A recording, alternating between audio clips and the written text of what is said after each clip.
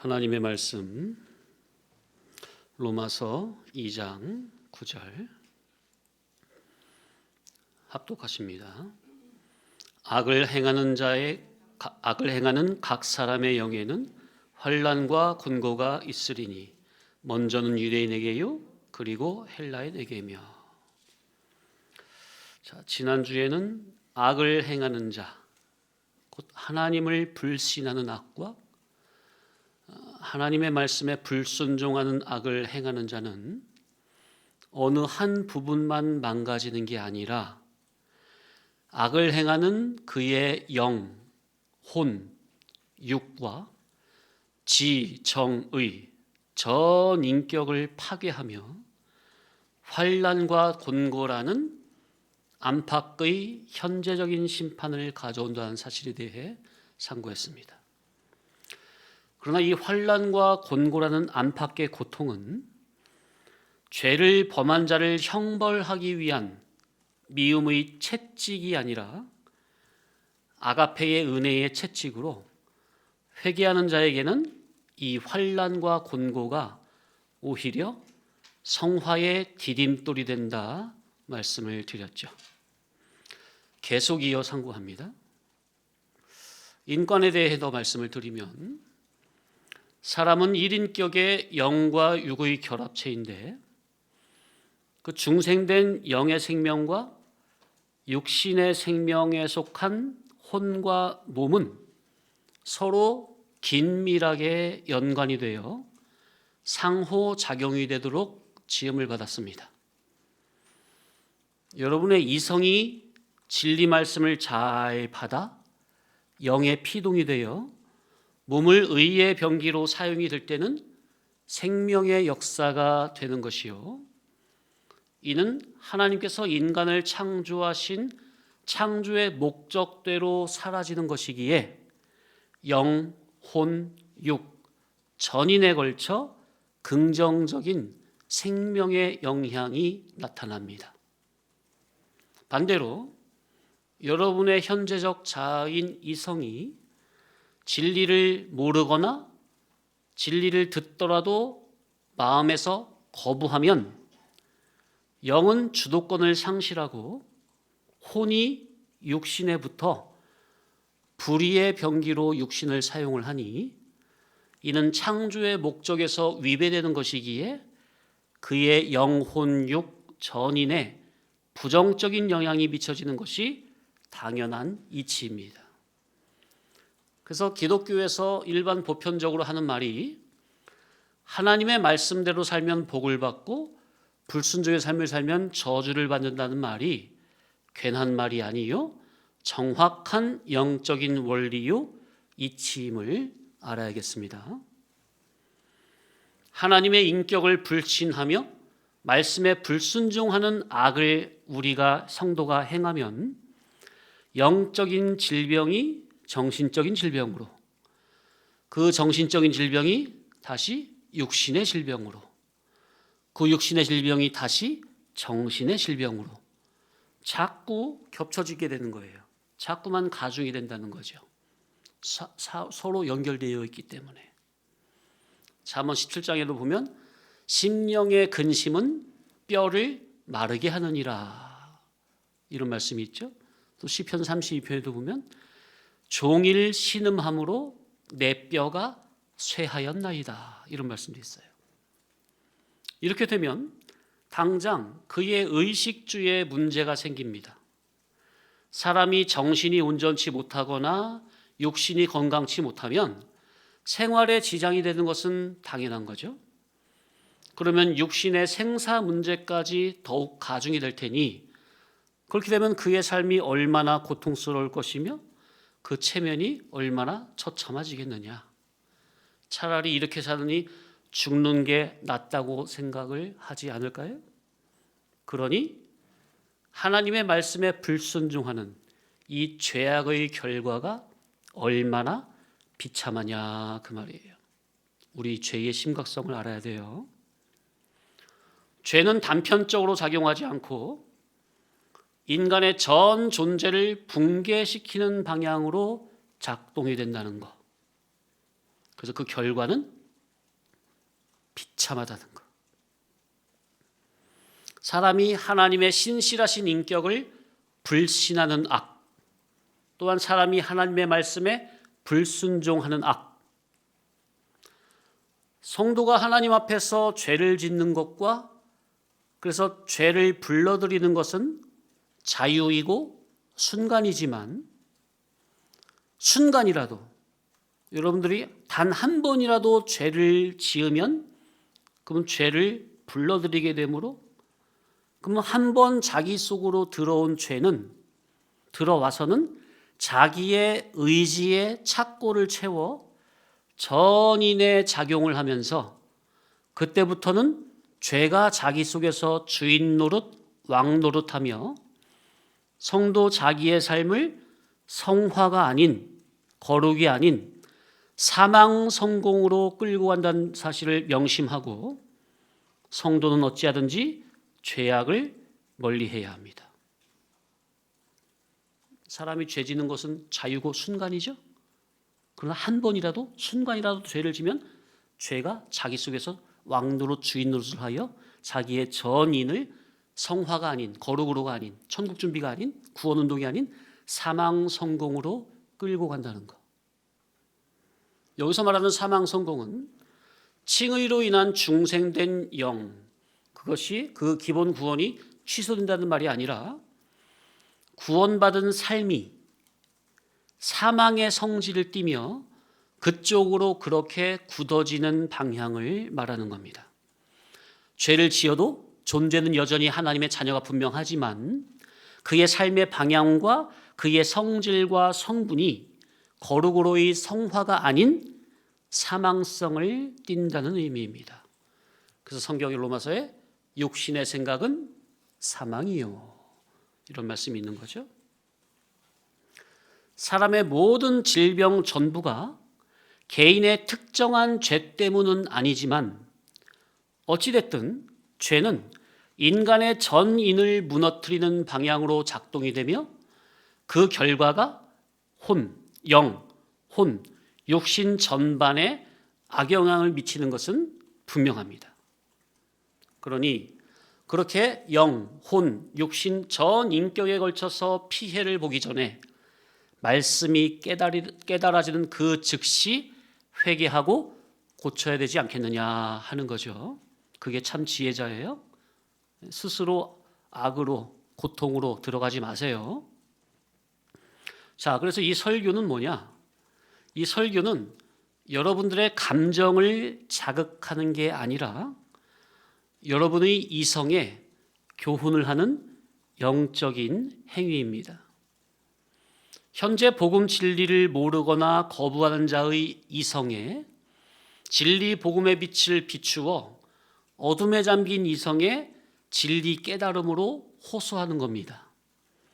그래서 성도님들이 이 자리에 앉아서 선포되는 말씀을 여러분의 이성이 잘 받아들이면 그 즉시 그 자기의 이성은 영의 피동이 되고 그렇게 영혼이 주격이 되면 자기의 몸을 의의 병기로 사용함으로 창조의 원래 목적대로 살게 되니 영혼육 전반에 걸쳐 실제적으로 가시적인 긍정적인 변화가 나타납니다.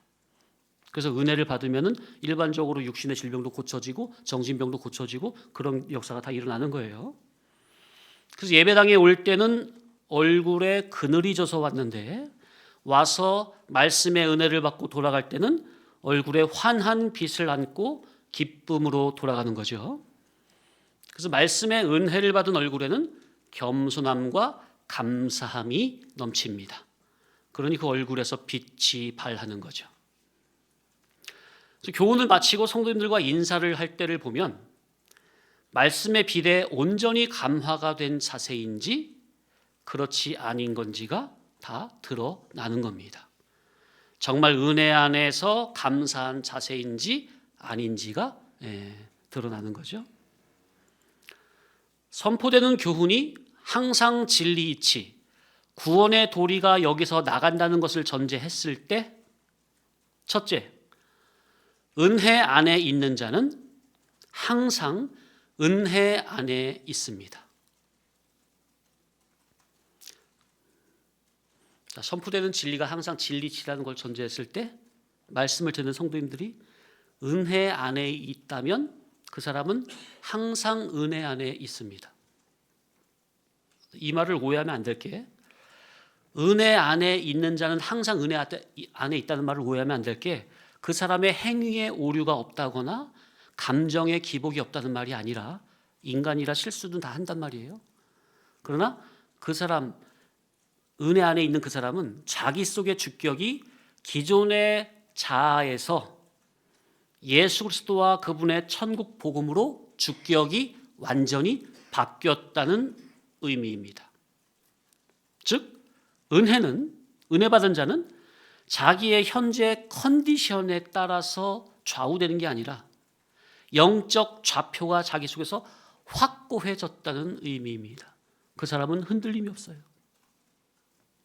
그렇기에 어떤 교훈이라도 설교의 난이도가 어렵든 쉽든 때론 너무 싱겁다고 생각이 될 정도라도 설교 속에 들어있는 영적인 이치를 단 하나라도 감사함으로 받고 자기를 비추고 고치는 거울로 삼기에 은혜 안에 있는 성도는 항상 겸손함과 감사함이 묻어납니다. 은혜 체험을 한 사람은 경험한 사람을 알아봅니다. 그러나 교회당 내에 이런 분은 많지 않습니다. 정말 극소수입니다. 진리권 안에서도요. 둘째, 은혜 안에 온전히 거하지 않는 자는 거의 대부분 항상 밖에 그 상태에 있습니다. 나름 깨닫고 은혜를 받았다고 한들 성령님의 역사로 위로부터 물과 성령으로 뒤집어진 상태가 아닌 자기의 생각과 수준에서 이치적으로 오르니까 좋다고 하는 것이지 정말 위로부터 내려진 참된 은혜로 거듭난 신앙은 아닙니다. 교회당 안을 보면 거의 대부분 이런 수준입니다. 진리권 안에서도요. 이들은 여전히 자기 이성이 주격이요, 성령님의 감화가 아니라 자기 수준에서 좋다, 은혜다라고 판단을 합니다. 그 은혜의 기준을 진리라는 절대 척도에 두지 아니하고 자기에게 두고 상황에 두니 자기 컨디션에 따라 달라진다고 하는 건데 그 생각 자체가 오류가 있습니다. 자, 이렇게 신앙을 나눌 때는 크게 이렇게 두 부류밖에 없습니다. 은혜 아니냐, 은혜 받기냐. 성령님이 감화 감동하시는 복음 진리로 인해 온전한 은혜 체험을 한 신앙이냐, 아니냐. 자, 그런데 이 말씀을 듣는 성도님들은 아마 이렇게 생각할 수도 있을 겁니다.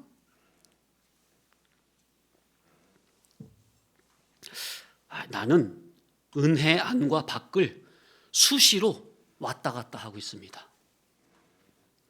이렇게 생각하시는 분들이 많을 것 같아요. 그러나 이것은 착각입니다. 그럴 수가 없습니다. 본질로 보면 안 아니면 밖 둘 중 하나밖에 없어요. 그런데 보통 이렇게 생각을 못하고 나는 내 상태나 그때의 상황이나 내 컨디션에 따라서 은혜 안과 밖을 왔다 갔다 한다고 생각을 할 텐데 본질로 보면, 엄밀하게 보면 그렇지 않다는 것.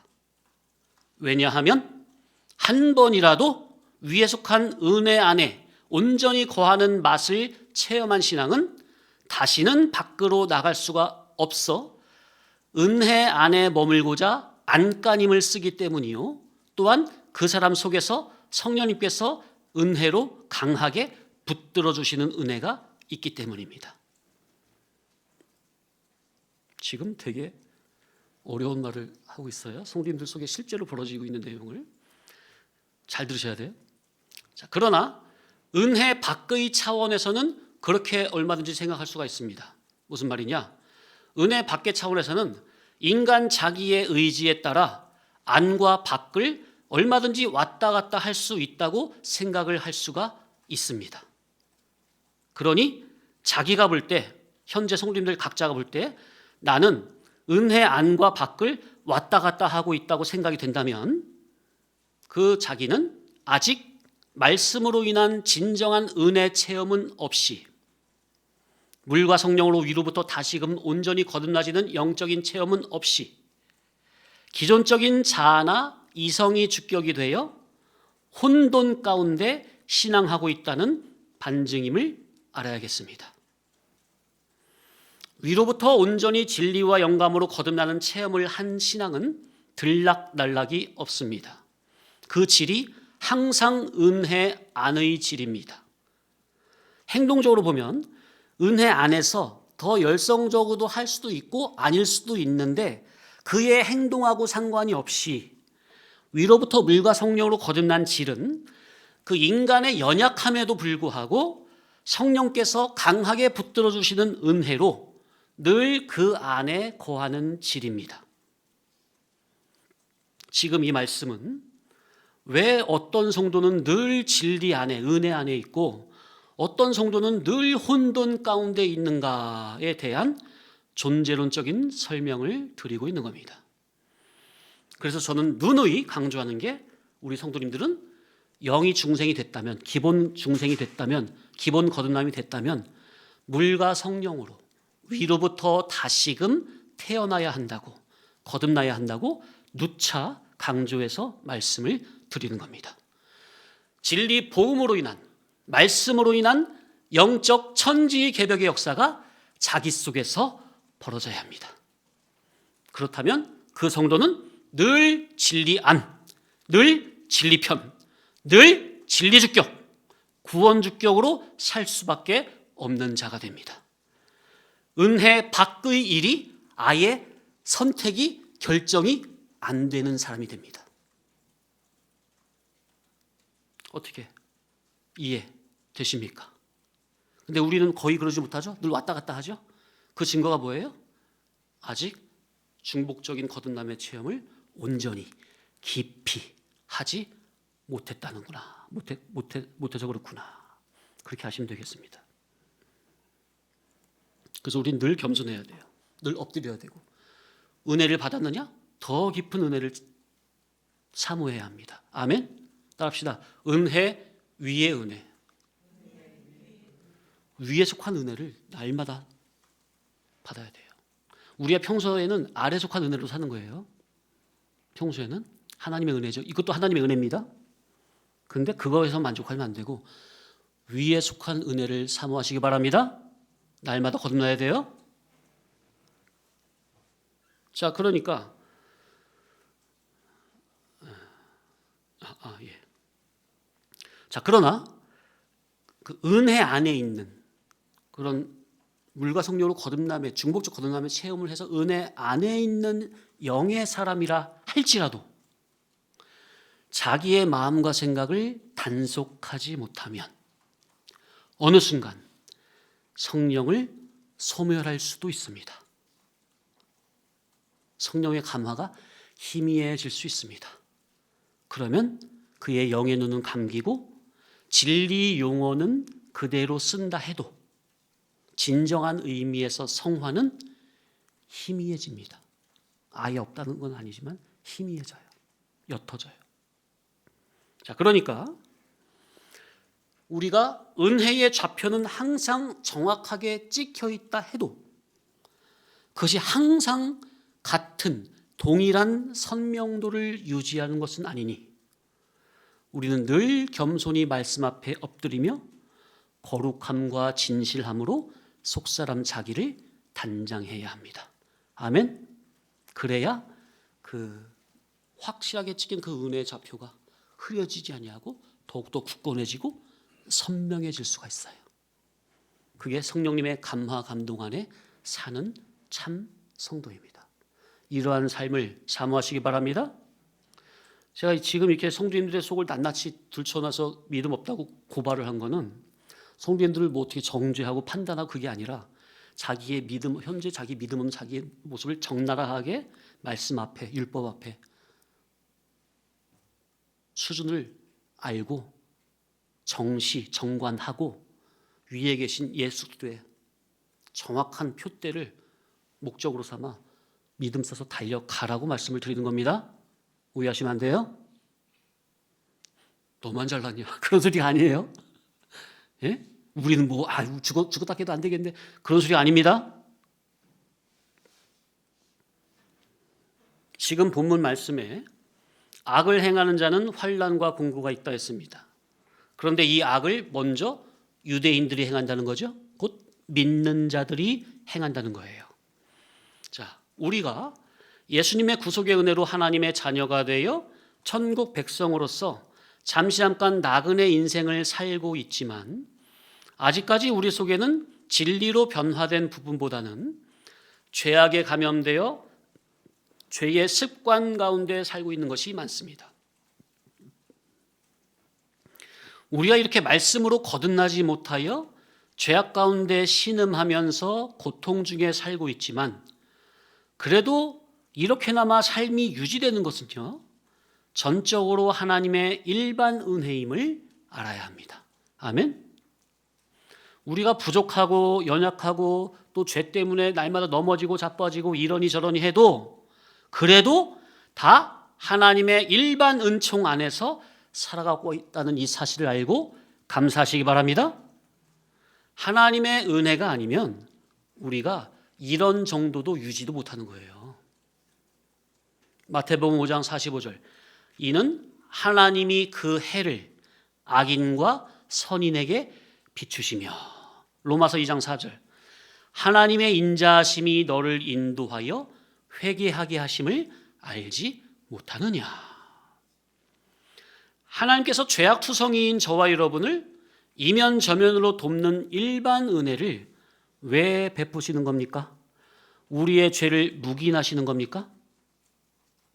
그게 아니라 끊임없이 오래 참고 인내하심으로 결국 참된 회개를 통해 거룩한 그리스도인으로 자라길 원하는 마음에서 인내하시는 거죠. 참된 그리스도인으로 만들어지라고 끊임없이 참고 인내하며 기다리시는 그 아버지 하나님의 아가페의 발로임을 우리가 깨닫는다면 나의 죄인됨으로 인해 늘 부족함을 느끼는 와중에서도 범사에 감사하는 신앙인이 되는 겁니다. 인간 같으면 사람 노릇을 못한다면 저 사람은 뭐 지가 알아서 먹든지 말든지 내버려둬 이렇게 포기할 수도 있겠지만 사랑 많으신 아버지 하나님께서는 말도 지리도 않는 우리지만 우리 속에 당신의 맏아들 예수 그리스도의 피값이 들어있기 때문에 예수님의 피의 구속을 생각하면서 말 안 듣는 우리를 끊임없이 인내하시면서 일반 은혜도 베풀어주고 계신다는 것.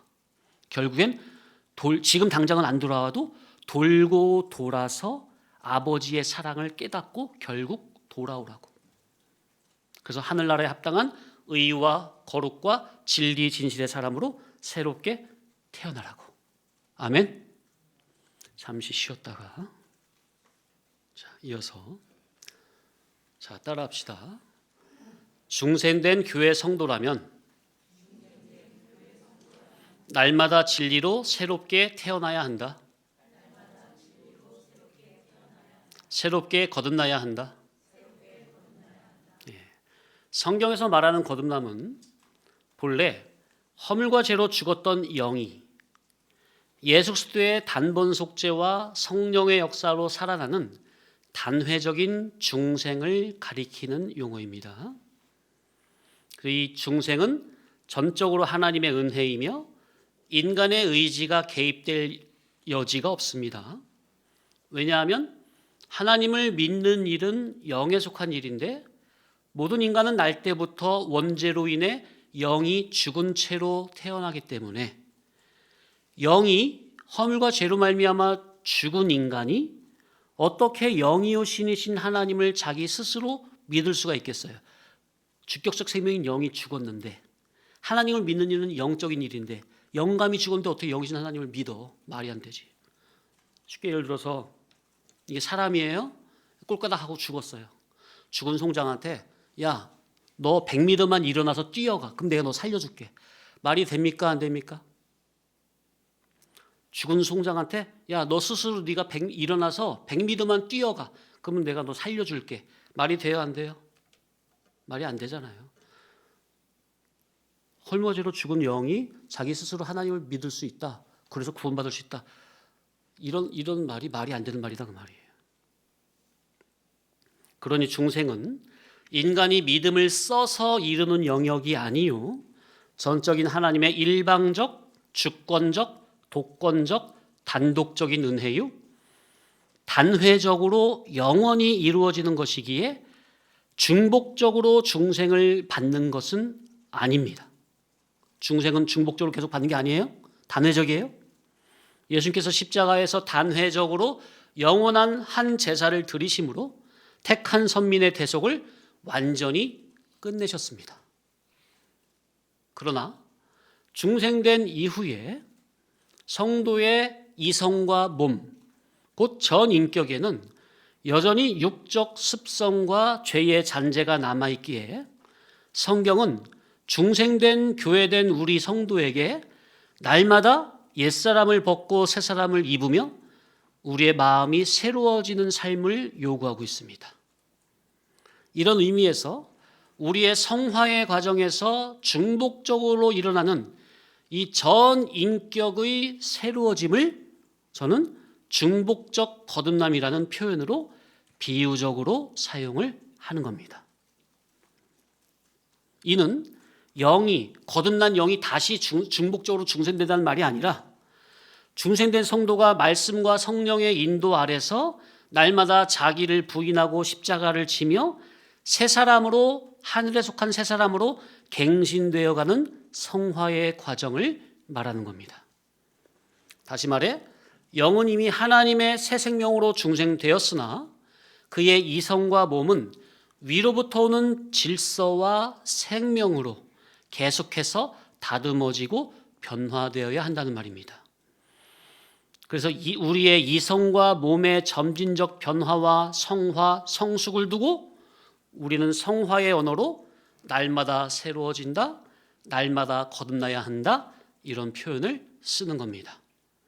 그러므로 영중생은 단번에 끝났지만 성화는 날마다 자기가 믿음을 사용하여 이루어가야 할 거룩한 부르심이며 이것이 성경이 말하는 성도의 거룩한 삶입니다.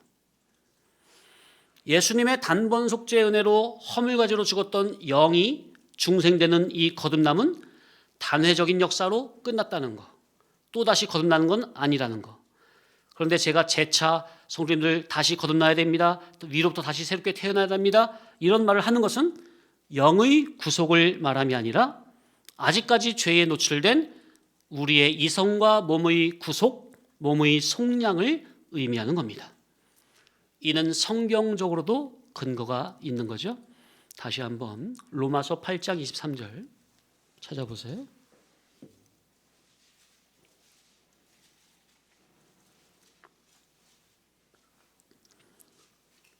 (8장 23절) 시작. 그뿐 아니라 또한 우리 곧 성령의 처음 익은 열매를 받은 우리까지도 속으로 탄식하며 양자 될 것 곧 우리 몸의 속량을 기다리느니라. 자, 여기 보면 성령의 처음 익은 열매를 받은 우리까지도 속으로 뭘 기다린대요? 양자 될 것을 기다린대요. 곧 우리 몸의 속량을 기다린대요. 여기에 몸의 속량이라는 말이 나오죠?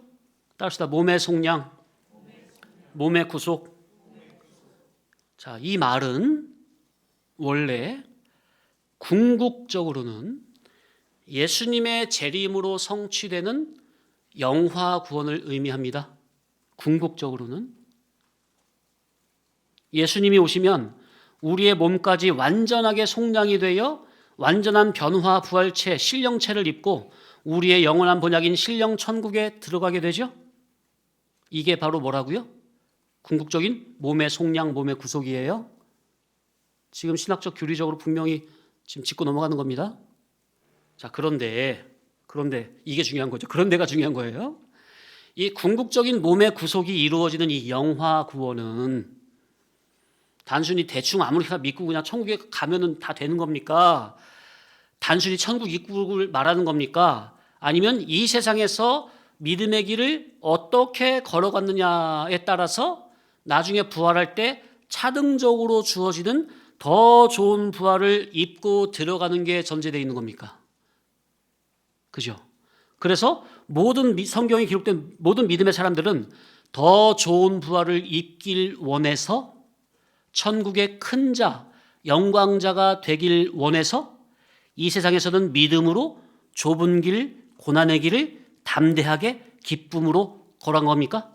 분명하죠? 예수님이 다시 오실 때 부활은 다 해요. 기본 부활은 다 해요. 심지어 예수님 믿는 사람만이 아니라 예수님 안 믿었던 사람도 다 부활을 해요.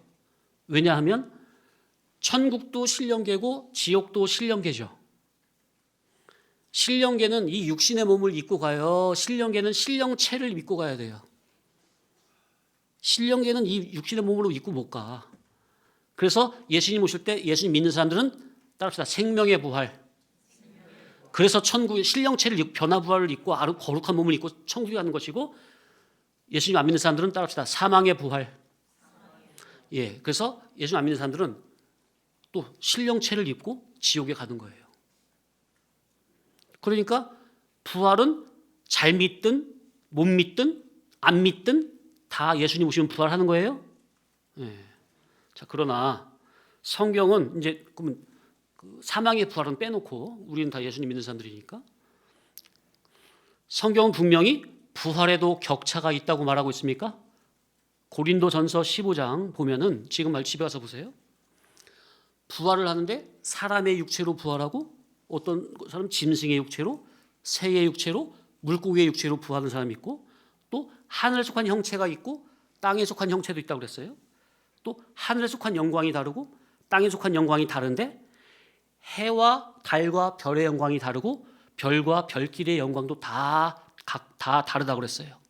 그러면서 하는 말이 죽은 자의 부활도 이와 같다 그랬어요. 그러니까 죽은 사람이 우리가 예수님 오시면 부활을 하는데 부활할 때 다 동일한 모습으로 부활한다는 거예요. 부활의 격차성이 있다는 거예요. 그래서 히브리서 11장에는 어떤 여자들은 더 좋은 부활을 얻으려고 고난, 환난, 핍박을 구차히 피하지 않았다 그렇게 기록을 하고 있잖아요. 자, 그러면 이 더 좋은 부활은 어디서 준비하는 겁니까? 그때 가서 또 어떻게 되는 겁니까? 이스라엘의 삶이 그때 그대로 반영이 되는 겁니까? 내신성적으로. 그죠? 더 좋은 부활을 믿음으로 소망하고 바라고 고난, 환난, 좁은 길이라 해도 하늘의 상주심을 바라보며 성화의 삶을 살아가는 것. 그에 따라 영모의 미모성에서 차등적으로 부활한다는 것을 명심하시기 바랍니다. 예. 자, 그래서 성도는 이 세상에서 예수님의 진리와 영감의 인도에 오직 믿음으로 순종함으로 더 좋은 부활을 준비하는 성화 구원의 삶이 반드시 요구된다는 것. 자, 이제 앞에 15절을 보겠어요. 로마서 8장 15절. 자, 15, 16절 시작. 너희는 다시 무서워하는 종의 영을 받지 아니하고 양자의 영을 받았으므로 우리가 아빠 아버지라고 부르짖느니라. 성령이 친히 우리 영과 더불어 우리가 하나님의 자녀인 것을 증언하시나니. 자, 여기 15절에 보면은 자, 양자의 영을 받을 것이래요. 받았으므로예요. 예? 과거 완료죠? 이미 과거 완료예요. 이게 무슨 말이냐면은 예수 그리스도의 십자가 구속의 은혜로 말미암아 허물과 죄로 죽었던 우리의 영에 예수님의 칭의를 입히면 살아나는 거예요. 그걸 중생이라고 하죠. 그러면 죽었던 영이 예수님의 속량으로 살아났으니 이제는 하나님을 뭐라고 불러요?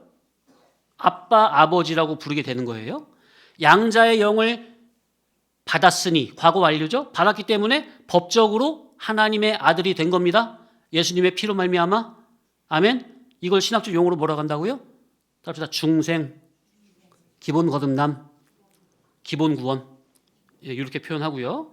자, 그런데 우리가 이렇게 기본 구원은 받았지만 구원은 한 종류가 아니니 이것은 구원의 가장 기초요 시작 단계인 기본 구원이라고 하는 거예요. 자, 사람으로 치자면은 아기가 어머니 뱃속에서 10달 차면은 응애하고 밖으로 태어나옵니까? 그걸 영적으로 보면 뭐라고 표현한다고요? 그게 중생이다. 자, 그런데 그 중생된 영에는 누가 함께 하신다고요? 16절에 보니까 그 중생된 영에는 누가 함께 하신대요? 성령이 친히 우리 영과 더불어 우리가 뭐를 증언한다는 거예요? 하나님의 자녀인 것을 증언하신다고 하시죠. 자, 그래서 중생된 우리의 영에는 누가 떠나지 아니하세요? 성령 하나님이 떠나지 아니하시고 내 영과 함께 영원히 내주 결합으로 함께 하시는 겁니다. 아멘. 예수님께서도 내가 세상 끝날까지 너희와 항상 함께 하리라 그랬습니까? 그죠? 바로 성령님이 중생된 우리 내 영과 내 안에 내주 결합으로 영원히 함께 하시는 것을 의미하는 겁니다. 자, 그러니까 내 안에 중생된 영, 내 안에는 영 혼자 있는 거예요? 성령님과 내주 결합으로 있다고요. 성령 하나님이 내 중생된 영과 영원히 내주 결합으로 떠나지 아니하시고 항상 함께 하시는 겁니다. 네. 자, 이렇게 기본 구원, 영중생이 됐으면 끝난 겁니까? 구원이? 아니죠. 사람이 응애하고 태어났으면 끝난 거예요. 이제 자라야 돼요. 이제 온전한 사람으로. 자라가고 성장을 해야 합니까? 중생되어 하나님의 자녀가 법적으로 됐으면, 법적으로 응애하고 태어나서 엄마 아빠의 호적상 아들이 됐다면 이제 하늘나라의 무궁한 영광을 받기 위하여 이 세상에서 진리로 인한 고난을 받으며 예수 그리스도의 장성한 분량으로 지정의 전인격이 자라가야 합니까? 이걸 17절에서 말씀하고 있어요. 17절 시작. 자녀이면 또한 상속자 곧 하나님의 상속자요 그리스도와 함께한 상속자니 우리가 그와 함께 영광을 받기 위하여 고난도 함께 받아야 할 것이니라. 그죠? 그러니까 여기서 고난이 뭐예요? 예수님께서 아무든지 나를 따르려거든 자기를 부인하고 자기 십자가를 지고 나를 따를 것이니라 그랬습니까? 자기를 부인하고 자기 십자가 지고 좁은 길 걷는 거, 그게 고난의 길이라고요. 그러니까 이 진리길, 생명길은 넓은 거예요? 좁고 협착하고 어려운 거예요? 그죠? 그래서 찾는 이가 심히 적다 그랬습니까? 그러니까 세상에서 볼 때는 자동적으로 고난이 될 수밖에 없는 거죠. 그러나 겉으로 올 땐 고난길이지만 그 길은 분명한 소망의 길이요 영광의 길이 분명합니까? 그 고난의 길을 통과해야 영광의 면류관이 주어지는 게 분명합니까? 우리는 이것을 믿음으로 소망하며 나아가는 거 아닙니까? 그게 믿음이죠.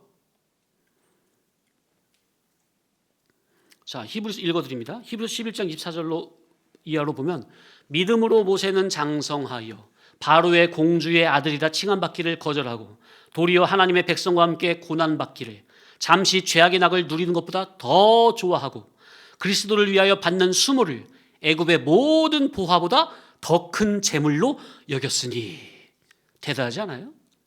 예수님 이름으로 받는 수모를 애굽의 모든 보화보다 더 큰 재물로 여겼대요. 이는 따라합시다. 상 주심을 바라봄이라. 하늘나라의 상 주심이죠. 더 좋은 부활이죠. 믿음의 큰 자죠. 그래서 하늘의 영광이라는, 하늘의 상 주심이라는, 천국에서 큰 자라는, 천국에서 장자의 총회에 들어가고자 하는 하늘나라의 영광의 면류관, 의의 면류관이란 영광스러운 자리에 도달하기 위해서는 잠시 잠깐 세상에서 진리 붙잡고 좁은 길, 고난의 길은 넉넉히 이긴다는 겁니다. 하늘 소망이 확실한 자는 잠시 어려운 환난 고난도 믿음으로 넉넉히 이기는 겁니다. 자기 속에 계신 그리스도가 참된 소망과 희망을 주시며 날마다 하늘 양식으로 충분히 넉넉히 공급을 해주시며 날마다 줄이지 않고 하늘의 새 힘을 예배 때마다 공급해 주시니까, 새 양식, 영의 양식을, 일용할 양식을 매 예배 때마다 공급해 주시니까 그 새 힘으로 하늘 천성을 믿음으로 달려간다. 그러니 영중생이 됐다면 그 기본 구원으로 끝이 아니라 이제 갓난아이처럼 응애하고 태어나서 믿음의 경주라는 출발점, 영점에 선 것이니 이제는 힘을 써서 앞으로 달려가라는 거예요. 뛰어가라는 거예요. 그리스도의 장성한 분량에 이르기까지 자라가라는 겁니다. 그래서 이 자라가는 구원, 성장하는 구원, 성화되는 구원을 신학적인 용어로 성화구원이라, 성장 구원이라, 건설 구원이라, 또는 성경에 너희는 날마다 두렵고 떨림으로 너희 구원을 이루라 했으니 이룰 구원이라 함으로써 기본 영중생, 기본 구원과는 다르게 구별을 하는 겁니다. 그래서 우리 교회라면, 성도라면 구원에 대해서 이렇게 기본 구원과 성화 구원으로, 그리고 영화 구원으로 이렇게 구분을 분명히 해야 한다는 것. 그래야 성경을 보고 신앙하고 해석을 하는 면에서 혼돈을 겪지 않게 됩니다. 그런데 알미니우스 그 교리를 따르는 교회 그 목사님들과 성도님들은 지금 말씀드린 이 구원관이 명확하게 구별되어 있지 않습니다. 정돈이 안 돼 있어요. 그래서 천국 입국을 위해서, 천국에 들어가기 위해서 인간의 의지와 행위로 열심히 믿도록 권고하고 장려하는 교훈이 바로 알미니우스의 교훈입니다. 그 교단에. 그러니 구원관이라는 터가 굳건히 자리 잡지 못하고 항상 흔들리니 바른 신앙을 할 수가 없습니다. 왜? 구원이 항상 흔들리니까. 자, 그래서 23절에 다시, 자, 성령의 처음 익은 열매를 받은 우리까지도 그랬죠? 자, 여기서 성령의 처음 익은 열매는 첫째는 예수 그리스도요, 둘째는 예수 그리스도의 중보구소로 말미암아 중생된 영을 받은 우리까지도, 그런 의미예요. 그러니까 성령의 처음 익은 열매를 받은 우리까지도, 이 말은 쉽게 말하면 예수님을 통해 중생된 우리까지도 그 말이에요. 그러니까 23절의 말씀은 뭐예요? 아니 뭐 한 번 구원은 영원한 구원이니까 예수 믿었으면 이제 천국 따랐으니까 내 멋대로 살면 되는 거 아니야? 그런 말이 아니라는 거예요. 그런 말이 아니라 성령의 처음 익은 열매를 받은 우리까지도, 그러니까 예수님을 통해서 영순이 됐다면 그게 끝이 아니라 이제는 어떻게 하라는 거예요? 속으로 탄식하며 양자 될 것, 곧 우리 몸의 속량을 기다린다. 그 말 기다리라는 거예요. 기다리라는 거예요. 곧 예수님이 재림하시면 완성될 궁극적인 영화 구원을 기다리되, 그냥 맹목적으로 기다리는 게 아니라, 막연히 기다리는 게 아니라, 어떻게 되겠지 그게 아니라, 어떻게 되겠지 하고 제멋대로 사는 게 아니라 분명한 말씀의 이치대로 성화의 삶을 살아가라는 겁니다. 자, 앞에 보세요. 그냥 15절 앞에는 우리는 이미 양자의 영을 받았다고 그랬어요. 받았으므로 하나님을 아빠 아버지라 부른다고 그랬어요. 그런데 23절에서는 양자 될 것을 기다린대요. 그러니까 15절과는 분명히 다르다고 말이에요. 15절은 양자 됐다 그러고 23절은 양자 될 것을 기다린다 그러고, 이게 무슨 말이냐? 15절에는 기본 구원을 말한 거고, 여기 23절 여기는 영화 구원을 목적으로 하고 성화 구원, 이룰 구원을 말하는 용어다 그 말이에요. 그래서 구원관이 갈라져 있어야 이게 지금 이 단어는 하나인데 이게 이 구원이 무슨 구원이냐? 갈라서 볼 수 있어야 된다.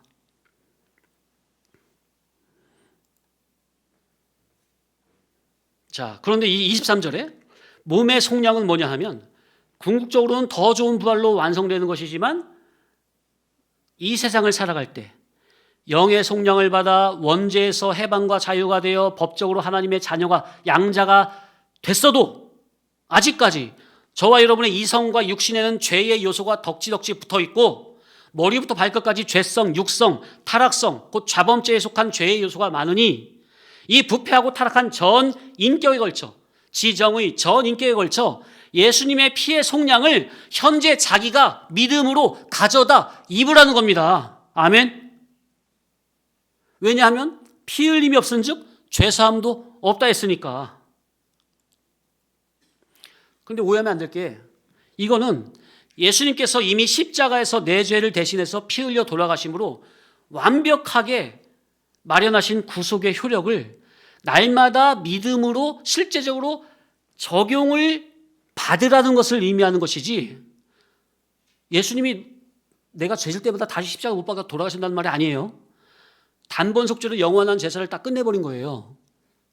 그래서 영은 완전히 단번 속죄로 구속이 됐어요. 근데 이럴 것 면에서는 믿음을 써서 자기의 죄를 날마다 십자가 앞에 예수님의 피의 거룩한 보혈 앞에 가져다가 놓고 죄사함을 받아야 된다는 말이에요. 회개를 통해서. 아멘? 실제 여기서 이 믿음의 행위가 요구가 된다. 성화구원에서는. 그러니까 예수님께서 십자가에서 과거, 현재, 미래의 모든 죄까지 단번에 속죄의 열매를 이루어 놓으셨지만 성화의 영역에서는 자기가 예수님의 피의 복음을 믿는 믿음을 쓸 때 실제적으로 적용이 되어 그때마다 거룩함이 자기 속에서 이루어진다는 거예요. 자기 믿음을 쓸 때 거룩함이 이루어진다. 아멘? 이건 그냥 되는 게 아니고 거저 되는 게 아니에요. 이를 구원은, 성화 구원은. 기본 구원은 거저 이루어졌지만 성화 구원은 거저가 없다. 다 자기가 믿음을 써야 된다.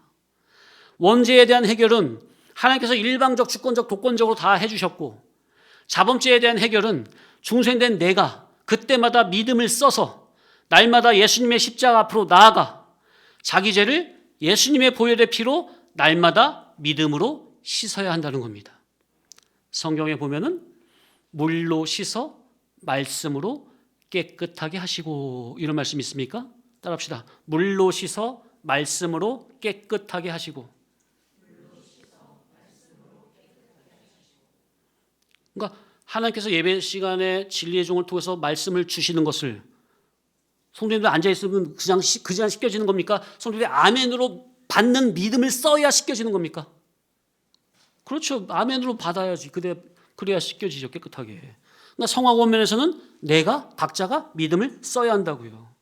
자, 그러니까 앞서 15절에서 영의 속량은 하나님의 은혜요 선물로 거저 주어진 것이기에 인간 내가 단 1%도 도울 수 없고 힘쓸 수 없는 영역이지만 그러나 23절에서 몸의 속량 곧 궁극적인 영화 구원에 이르려면 이건 그냥 되는 게 아니고 이 땅에 사는 동안 자기가 날마다 진리와 영감의 인도에 순종하는 믿음을 써야만 곧 육신의 생각을 부인하고 날마다 십자가에 못 박아 죽이고 영의 생각을 쫓는 이러한 믿음을 실제로 자기가 써야만 그런 성화의 삶을 살아내야만 궁극적으로 몸의 속량이 이루어져서 더 좋은 부활을 입어 영생하는 낙원 천국의 영광스러운 모습으로 입성하게 되는 겁니다.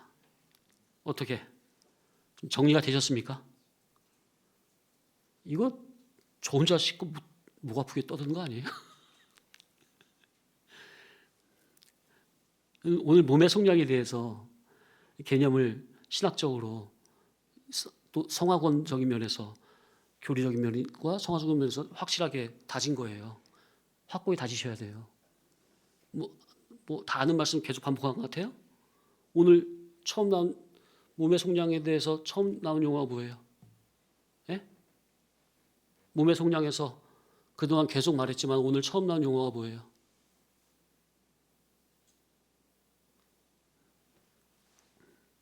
궁극적으로 영화권을 의미한다 그랬잖아요. 그 교리적 신학적인 원 해석은 못 박아 두고 근데 그 영화권이 그냥 되는 거냐 그 말이에요. 그럼 쳐다보고만 있으면 되는 겁니까? 실제로 성화의 삶을 살아가야죠. 거룩한 삶을 살아내야죠. 그러니까 성화의 삶이 요구가 된다. 그래서 몸의 속량은 궁적으로는 영화구원이지만은 실제적으로는 뭘 말하는 거예요? 따라서 성화구원. 예, 그걸 말하는 거예요. 그 삶에 믿음을 쓰라는 거예요. 영이 구속됐으면 이제 몸의 구속, 성화구원을 위해서 믿음을 쓰라는 거예요. 자, 그래서 우리 설교에서 거듭나라고 강조하는 부분은 중생을 다시 받으라는 말이 아니라 몸의 속량, 몸의 구속에 곧 지정의 전 인격적인 면에서 예수 그리스도의 복음, 곧 진리와 영감의 순종함으로 성화구원에 힘을 쓰라는 의미가 되는 겁니다. 영이 거듭났다면 거듭난 자답게 천국 백성답게 새 사람으로 성화되는 데 있어서 믿음을 쓰시라. 그래야 아버지께서 영원 전부터 예비해 놓으신 완전한 하늘나라 신령 천국을 마음껏 누리고 다스리고 통치할 것이 아니겠느냐. 히브리서 12장 14절 읽어드립니다. 거룩함이 없이는 아무도 주를 보지 못하리라. 아멘. 그래서 우리의 삶의 정신의 사상의 방향의 거룩성이 요구됩니다. 아멘. 이는 단순히 도덕적인 구별됨이 아니죠. 윤리적인 어떤 우월감이 아니죠. 이 거룩은 뭐라고요? 따라합시다. 구별 분별. 따라합시다. 지식의 구별 분별, 정신 사상의 구별 분별, 소원 목적 추구성의 구별 분별, 가치 판단 평가성의 구별 분별. 예, 이 모든 면에서 구별 분별이 바로 거룩이에요. 말씀으로 인한. 도덕 윤리는 그 나중에 그 저절로 따라오는 말이고. 근데 이 가장 중요한 이제 말씀드린 이거 없이 성화를 말하면은 그저 뭐만 말하게 돼요? 도덕 윤리적으로 착하게, 선하게, 의롭게 이렇게 말할 수밖에 없어요. 일반 도덕주의로 빠지는 거죠. 성화론을 말하면서 하늘의 도덕이 아니라 신의 도덕이 아니라 인간의 도덕으로 그냥 떨어뜨려 버리는 거예요. 그게 바로 거짓의 역사요, 영적으로는 마귀의 역사다. 성경을 그래서 바르게 이해를 해야 돼요. 하나님의 창조 목적대로 살면 하나님이 그 성도를 위한 구원 협조 역할을 해주십니다. 반대로 하늘나라 거룩 운동을 벌이면 그에게는 하나님의 현재적인 심판인 환난과 곤고가 오게 됩니다. 그러니 우리는 늘 거룩 운동을 해야 합니다. 환난과 곤고는 성도를 파괴하기 위함이 아니라 거룩 운동으로 부르시는 하나님의 손길입니다. 그래서 중생은 거룩으로의 출발점이며 성화는 영화를 위한 필수 과정입니다. 성화 없는 신앙은 성경이 말하는 구원이 아닙니다. 성도는 첫째 부활에 참여하는 운동, 더 좋은 부활의 운동을 해야 합니다. 자, 성경에 뭐라고 그랬어요? 첫째 부활에 참여하는 자는 복이 있도다 그랬죠? 성도는 이 세상에서 진리와 영감의 인도에 순종함으로 더 좋은 부활, 첫째 부활에 참여하는 소망을 품고 날마다 거룩함을 이루어야 합니다. 나중에 예수님이 재림하실 때 다 부활을 해요. 자, 그때 어떤 부활을 해야 된다고 우리는? 따라합시다. 첫째 부활, 더 좋은 부활. 예, 그래서 그런 부활을 입어야 천년왕국에 들어가서 왕노릇도 하고 정말 나중에 신천신지 새하늘과 새 땅 진짜 신령 천국에 가서도 세세토록 왕노릇이 되는 것입니다. 그래서 오늘 설교의 결론 따라합시다. 거룩함이 없이는 아무도 주를 보지 못하리라. 예, 기도합니다. 거룩하신 아버지 하나님, 오늘 우리에게 주신 말씀을 통해 죄가 얼마나 우리의 전인을 무너뜨리는지, 또 환난과 곤고가 단순한 미움의 형벌이 아니라 거룩으로 부르시는 아버지의 은혜의 손길임을 깨닫게 하시니 감사합니다. 이미 예수 그리스도의 단번 속죄로 영이 충생된 하나님의 자녀지만 아직도 우리의 이성과 몸에 남아있는 죄의 잔재를 말씀과 성령으로 날마다 씻으며 거룩한 길을 걷게 하시니 감사합니다. 날마다 사건마다 매 순간마다 육신의 생각을 따르지 않게 하시고 영의 생각을 쫓아 몸을 의의 병기로 드리는 삶을 살게 하시고 환난 중에 낙심치 않고 더 좋은 벌을 소망하며 거룩함을 이루어가는 성도들로 삼아 주시옵소서. 우리 안에 역사하시는 성령께서 끝까지 붙들어 주셔서 늘 진리 안에, 늘 은혜 안에 거하게 하시고 주님이 다시 오실 그날에 다 같이 첫째 부활에 참여하는 복된 자로 서게 하여 주옵소서. 감사하며 우리 주 예수 그리스도의 이름으로 기도 올리옵나이다. 아멘.